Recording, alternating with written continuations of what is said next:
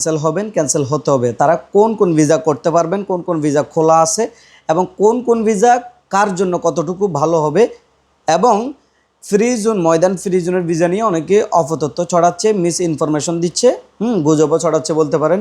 এই বিষয়টা নিয়ে আজকের ভিডিওতে টোটাল আলোচনা করব। আশা করি সম্পূর্ণ ভিডিওটি দেখবেন, শেয়ার করে আপনার বন্ধুবান্ধব যারা ইউএইতে আছে সবাইকে শেয়ার করে পৌঁছে দেবেন।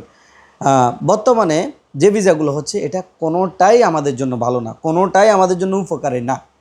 কিন্তু কেন আমরা করতে হচ্ছে দেখেন, সাগরের মাঝখানে যদি আপনি একদম মাঝখানে আছেন, সেখানে কোনো নৌকা জাহাজ নাই আপনার তীরে আসার জন্য, হয় আপনাকে ডুবে মরতে হবে, না হলে আপনার জাহাজ লাগবে। এখন আপনার সামনে মনে করেন কিছু খড়কুড়া আর কিছু কলা গাছ আছে, অথবা কোনো কাঠ আছে, এখন আপনি এগুলো ধরে হইলেও অন্তত তীরে আসার চেষ্টা করবেন। সেম অবস্থা বাংলাদেশ কমিউনিটির বর্তমানে ইউএইতে সব ভিসা বন্ধ হওয়ার কারণে, ট্রান্সফার বন্ধ হওয়ার কারণে এই অবস্থাতে আছে। সাগরের মাঝখানে আছে বলতে পারেন, বাংলাদেশ সরকারের তেমন কোনো উদ্যোগ দেখা যাচ্ছে না। এখন এই অবস্থায় কি করা, এই ভিসাগুলো করতে হচ্ছে অন্তত লিগ্যাল থাকার জন্য, ইলিগাল যাতে না হয়, অবৈধ যাতে না হয়, বাংলাদেশের নাম যাতে খারাপ না হয়, এই কারণে এই ভিসাগুলো করতে হচ্ছে। অনেকের এই ভিসাগুলো করে কাজ করতে পারতেছে, কিন্তু অনেকের জন্য এটা টাফ হয়ে যাচ্ছে। সো এখন কোন কোন ভিসা করতে পারবেন সেটা হচ্ছে, আবুধাবির এতদিন ছিল, এখন বর্তমানে আবুধাবিরটা হচ্ছে না বললে চলে। একজনকে দিচ্ছে, দুইজনকে দিচ্ছে, অথবা দুজনকে দিচ্ছে না, দিচ্ছে আবার রিজেক্টও করতেছে, এই অবস্থায় চলতেছে আবুধাবিরটা পার্টনার ভিসা। দ্বিতীয়ত শারজার পার্টনার ভিসা মোটামুটি হচ্ছে, 4-5 জন দিয়ে করা যাচ্ছে, কিন্তু এটারও কোনো ভরসা দেখতেছি না সামনে। যে অবস্থায় 8-10 জন দিয়ে যেভাবে করা শুরু করছে, যে কোনো টাইমে এটা বন্ধ হতে পারে। অলরেডি ডিস্টার্ব শুরু করে দিয়েছে। সামনে হয়তো এটা ঠিক হইতে পারে, অথবা আবুধাবির মতো এটারও অবস্থায় এরকম হইতে পারে, বাকিটা আল্লাহ মালুম, গভর্নমেন্ট জানে। দ্বিতীয়ত আপনার হচ্ছে আজমান ফ্রি জোনের পার্টনার ভিসা, এটাও আপনি খুব সহজে করে নিতে পারবেন। বর্তমানে এখনও পর্যন্ত হচ্ছে 4 জন মিলে আপনি আজমান ফ্রি জোনের পার্টনার ভিসাটা করে নিতে পারবেন। খুব কম খরচে হয়ে যাচ্ছে, সহজে হচ্ছে। কিছুদিন একটু ডিস্টার্ব দিচ্ছিল, এখন আবার হচ্ছে, এবং আপনার ক্যান্সেল করতেও তেমন ঝামেলা নয়।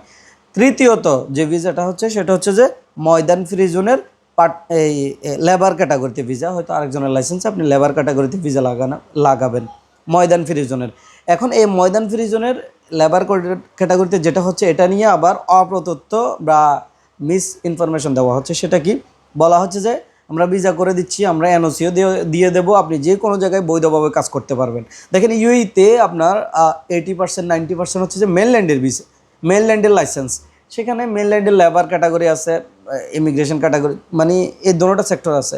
এখন ফ্রি জোনেটা শুধু আপনার ইমিগ্রেশন, আপনি মেনল্যান্ডের কোনো কোম্পানিতে ফ্রি জোনে ভিসা করিয়ে আপনি ওয়ার্ক পারমিট করতে পারবেন না। যেটা বলা হচ্ছে এনওসি দিয়ে দিবে। ভাই এনওসি কি? NOC what is this NOC? এনওসিটা হচ্ছে আপনার কোম্পানি এটা লিখে দিছে যে আমার এই লোক অন্য কোম্পানিতে যদি বৈধভাবে কাজ করতে চায় তাহলে আমার কোনো আপত্তি নাই। This is no objection letter. আপনি এটাকে বৈধ বলতে পারবেন না যে এটা নিয়েই কাজ করতে পারেন না, এটার পরে একটা ওয়ার্ক পারমিট আছে।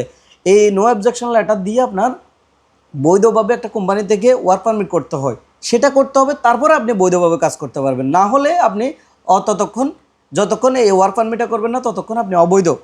এখন আপনাকে আপনার রিস্ক নিয়ে কাজ করতে হবে, ঠিক আছে? এনওসিটা দিবে, ওয়ার্ক পারমিট হবে না।